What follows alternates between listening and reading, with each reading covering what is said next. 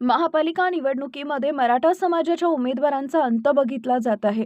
सर्वसाधारण जागेवर मराठा समाजाच्या उमेदवारांना डावलून ओबीसी उमेदवारांना संधी देण्याचं काम राजकीय पक्ष करत आहे.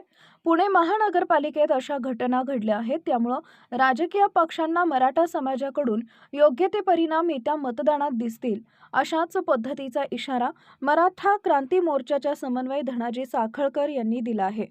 पुण्यामध्ये मराठा समाजाच्या उमेदवारांनी बॅनर लावले तर ते ओबीसी उमेदवारांना फाडून फेकल्याची घटना घडली असल्याचं देखील साखळकर यांनी सांगितलंय. सध्या महाराष्ट्राच्या राजकारणामध्ये या महानपालिकेच्या निवडणुका चालू आहेत. या निवडणुकीमध्ये मराठा समाजाचा राजकीय अंत करण्याचा काही पक्षांनी डाव आखलेला आहे. याचं कारण म्हणजे ज्या प्रभागामधून ओपन उमेदवार असताना सुद्धा त्या प्रभागामध्ये ओबीसी नेत्यांना तिकीट दिलेले आहेत.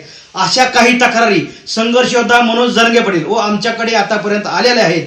त्यामध्ये प्रामुख्यानं एक तक्रार पुणे महानगरपालिकेमध्ये आलेली आहे.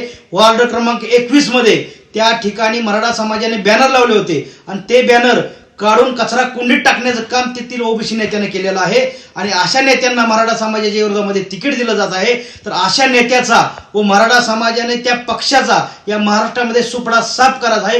कारण ज्या ज्या ठिकाणी मराठा समाजाच्या ओपन जागा आहेत त्या ठिकाणी मूळ ओपन मधूनच उमेदवारी मराठा समाजाने भरण्यात यावी आणि त्या पक्षानेही त्यांना तिकीट देण्यात यावं. परंतु जाणीवपूर्वक मराठा समाजाचा राजकीय अंत करण्याच्या उद्देशानं या ठिकाणी मराठा समाजाला कुठं तर टार्गेट करून ओबीसी नेत्यांना तिकीट दिलं जात आहे. याचा परिणाम या पक्षावरती महाराष्ट्रात झाल्याशिवाय राहणार नाही. त्याच्यामुळे पक्षानं सावधगिरी बाळगून सर्व समाजाला सोबत घेऊन चालवं एवढंच या ठिकाणी विनंती करतो.